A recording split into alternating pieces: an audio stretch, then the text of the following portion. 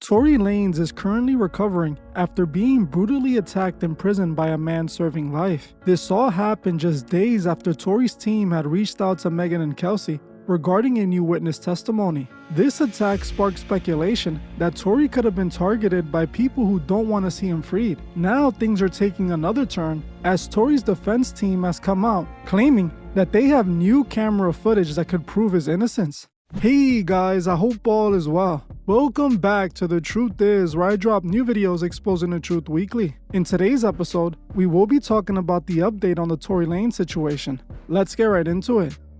While unfortunately, none of us besides Tory, Kelsey, Megan, and their security guard knows what truly happened that night, what we do know is that a lot of this situation doesn't make any sense. Some people think that I'm talking about this because I'm a fan of Tory Lanez. Honestly and truthfully, I'm not. I've never really gotten into his music, and he wasn't a rapper that I got into back when I still listened to hip-hop. The reason I feel so strong about this situation is because I see clearly this is all one giant setup.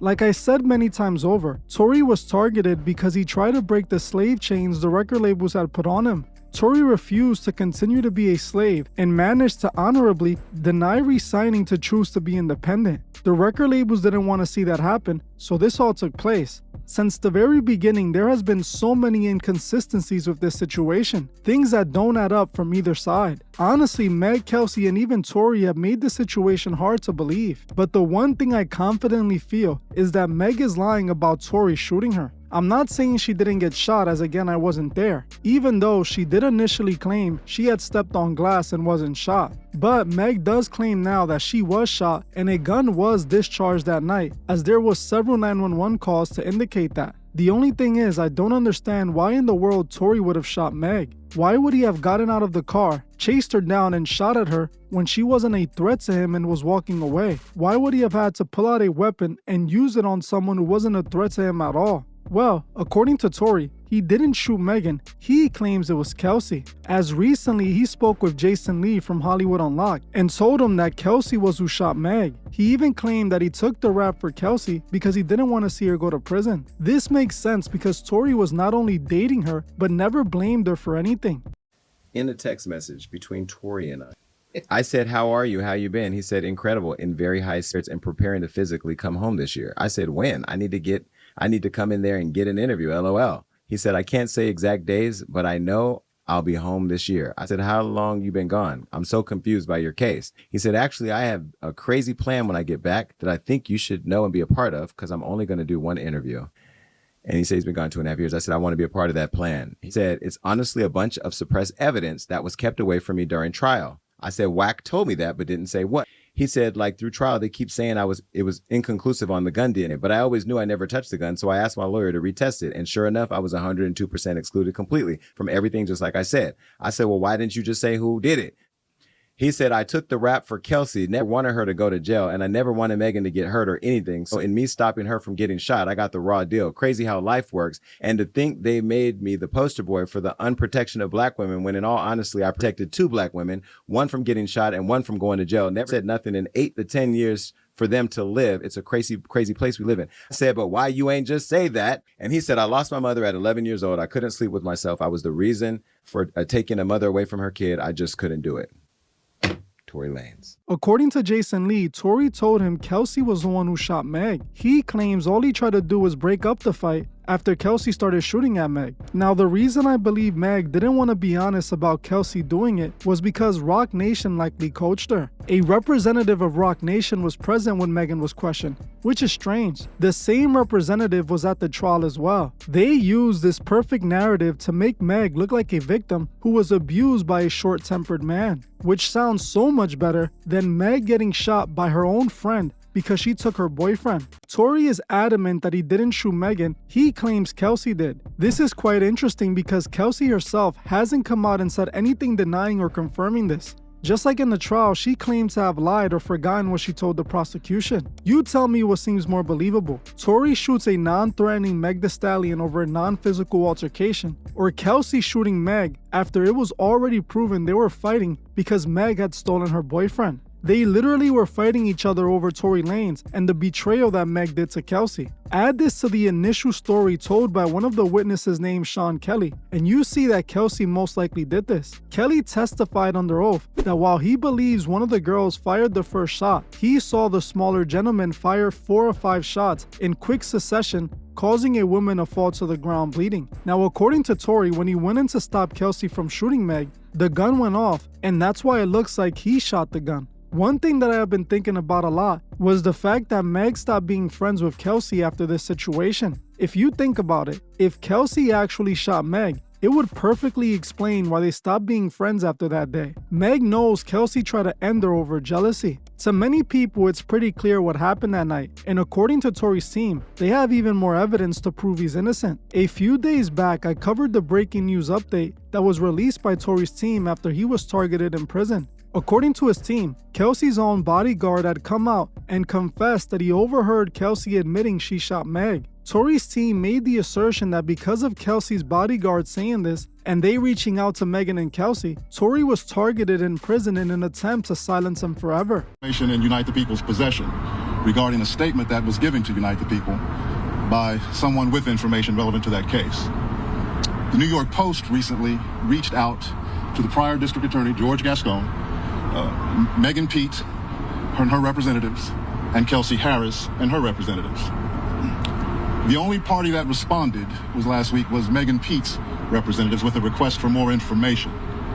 A few days later, Mr. Peterson's brutally attacked in his jail cell.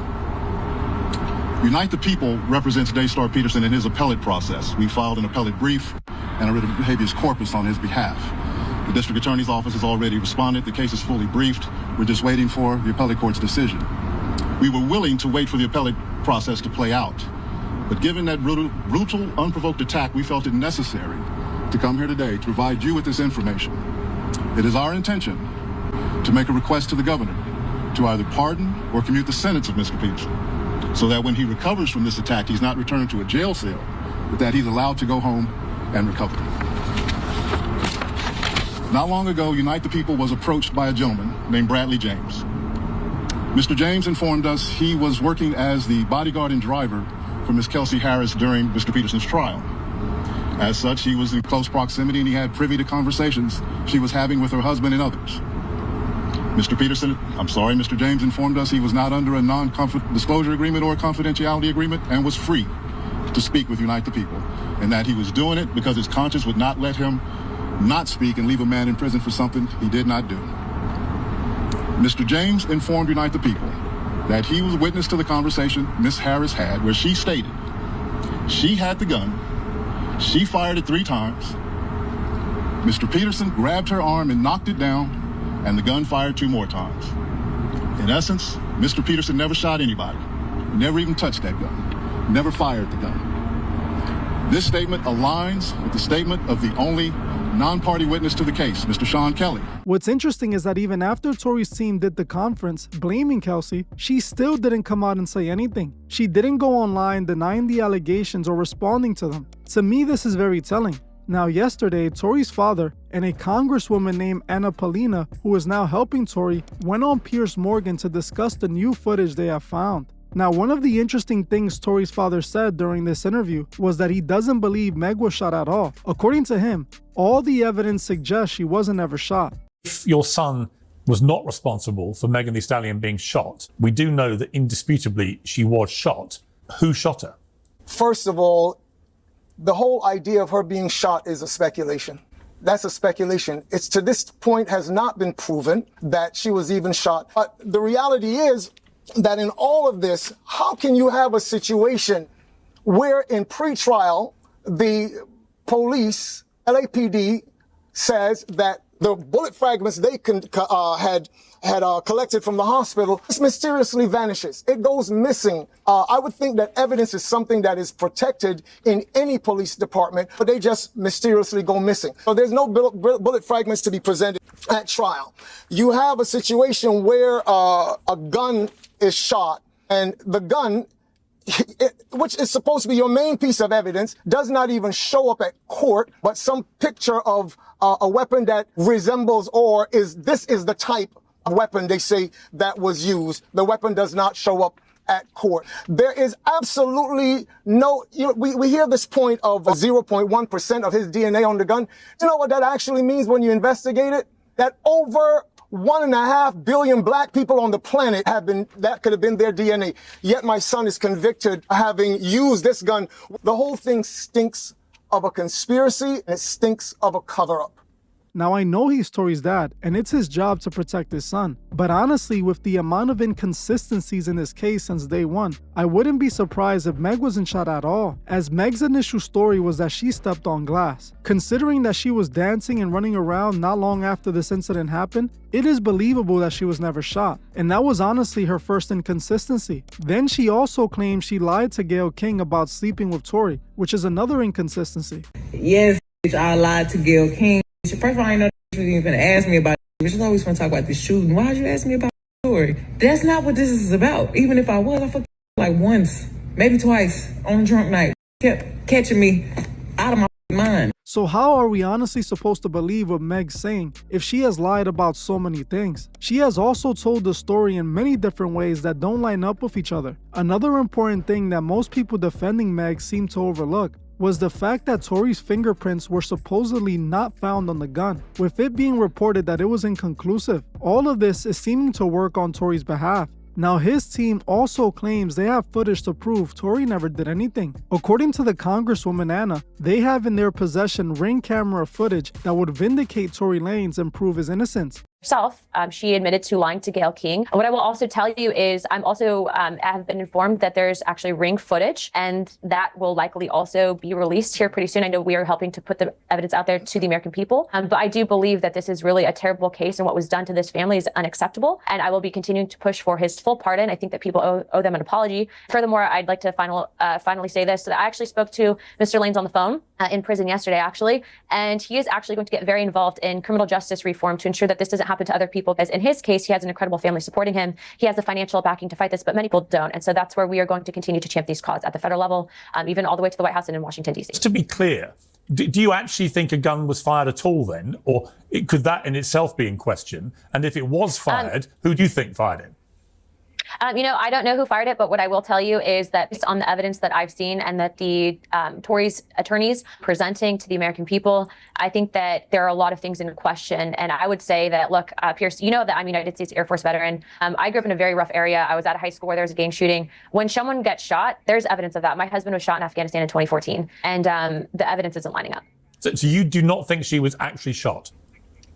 I'm not a criminal investigator in that sense, so I'm just going to go on record for saying that the evidence as of right now is showing that there are no bullet fragments that have been presented, which I'll let people assume what they will not. Okay. As you heard for yourself, according to Anna, there is ring camera footage that proves Tory's innocence. Now, recently, Meg's team has denied all the claims, rejecting what Tory's team is calling evidence. Rock Nation's lawyer, Alex Spiro, said this in response to the new evidence. Despite Mr. Lanez being convicted at trial by overwhelming evidence that included his own admission of his guilt, flanked by any ignorant person they can find, have pushed whatever misleading narrative they can. One by one, their misleading statements unravel, and all that is left is the simple truth. He was convicted by overwhelming evidence, and those who seek to traumatize the victim of the crime should be called out as foolish bullies. This is how Meg's team is handling this, calling people bullies and trying to use the same woke card they used from the very beginning. Tory's team is doing everything in their power to prove his innocence, and honestly, while I don't know what happened that night, I know we were never told the true story. I believe that at minimum, Tory should get another trial. This time, it should be a fair trial where all the evidence is presented and not mismanaged. If he's still found guilty after that, then sadly, it is what it is. But I feel right now, he's being held in prison to be taught a lesson and nothing else. There is currently a petition on change.org to get Tory pardoned. If you want to help him in any way, make sure you head over there and sign it. Well, I'm gonna end this one here. I want to thank you all for watching, and I'll see you guys in the next one.